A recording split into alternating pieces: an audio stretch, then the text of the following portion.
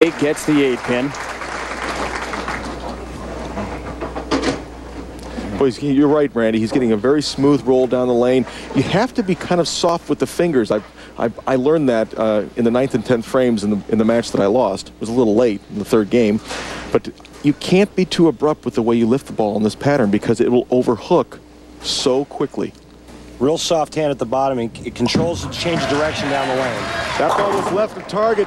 Leaves just the 4-pin. Drifting a little bit high on a 4-pin on lane 27 for Goble, making his first TV appearance in some time. Well, he gets the nice break of not leaving the 9-pin with that. And you think right now, Marshall, we're starting to see, you bowled on that pair, are we starting to see the left lane breaking down, or are the players just not making good shots on that lane? Well, I think it could be a combination of both, but the transition does happen very quickly, and you've really got to be cognizant of what's happening with the lanes and then make the right adjustments. And, you know, really, Bryan Goebel had such a great opportunity to really put the hammer down on Dave Traber. He goes spare. Traber's still in the match.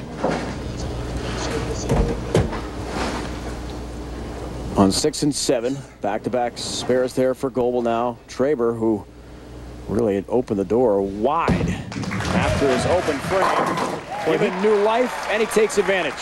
And he couldn't wait to get up there and make that shot. There's my good buddy Rick Donnelly, the manager, proprietor of Lava Lanes, who, by the way, Rick, people will be happy to know that Rick drills me on a weekly basis in our Thursday night scratch league.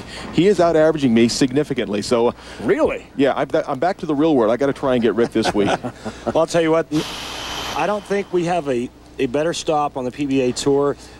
Certainly, probably the most beautiful center we bowl in. And Rick and his people, just what a phenomenal job they do here. Whatever you ask of Rick, he gets it done somehow. Yeah. Speaking of getting it done, somehow for sure is Dave Traber on 27. He finds the pocket again. 60 feet to success for him, and he's feeling a lot better about things.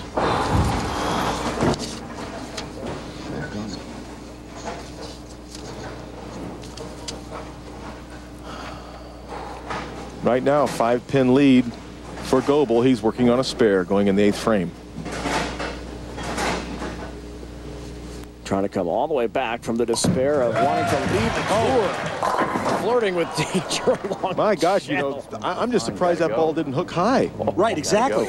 If you get it to that spot during the week, that ball goes through the nose. He fed that ball so early to the right. Look at the ball teetering on almost there. It's on the 1 board. I mean, that ball, for me or you, Randy, we're looking at maybe a 5-count split. For Goble, it's just the 10-pin. If you got it that far right and it stayed on the lane, it was through the nose. That's why he's bowling right now. Right. Good. Tennis comes your way on ESPN and ESPN2, the first Grand Slam of the year, the Australian Open. It all starts on ESPN2, 11 o'clock Eastern Time. 3-time champion Martina Hingis will be there, along with the defending women's champ Jennifer Capriati, and, of course, the spectacular Williams sisters Serena and Venus. Wall-to-wall ESPN Aussie Open coverage starts tonight. Here it's the Medford Open. From tennis to bowling. And Goble on lane 27. Coming in high. Another shot pulled for Bryan Goebel. Leaves a 3-6-10. You know, the direction of the shot on the right lane, you saw it leaking going to the right. That ball never went to the right. That was just on a straight line. It almost looked like it might have been a nervous shot. Yeah. And you know what? It's understandable. It's understandable because, you know, Bryan hasn't been here in a while. He's had a low confidence issue going for a while, and you know, that's understandable, Marshall. You know as well as anybody. If you haven't been there in a while, it's really tough. Right, and that's the 2nd time he's left the 3-6-10 on that lane. Left it in the 1st frame. Remember when he picked it up to the left. This time he did it the right way. He has a 1-pin lead. Traber's on strikes. Traber can he can shut the match out. Yeah. It's a 1-pin match right now with Bryan Goebel going at a 2:13 pace, Dave Traber going at a 2:12 pace. A strike here. He takes a 9-pin lead. 7th strike of the match. Whoa! Can't get a break on the 10. How about that messenger coming back and saying, no, no, no? And we've seen this shot a few times this week. Now watch the head pin go to the sidewall, and here it comes, and it goes in front. But you know, from the bowler's perspective, it looks like it's going to be just a little bit in front. It misses the 10-pin by a mile. That's a good point. When you're 60 feet away, it looks like it's just in front of it. You look like, God, I missed it by an inch. Exactly. Picks up his 10-pin. Trying to rebound from that disastrous 8 count on the 6th frame. 3 strikes in the 10th frame. Dave Traber shoots .221. Bryan Goebel would need a double in 9 to win. Well, you like to see it coming down to the 10th frame. The guys have to perform in order to get it done. And Dave Traber, here he is.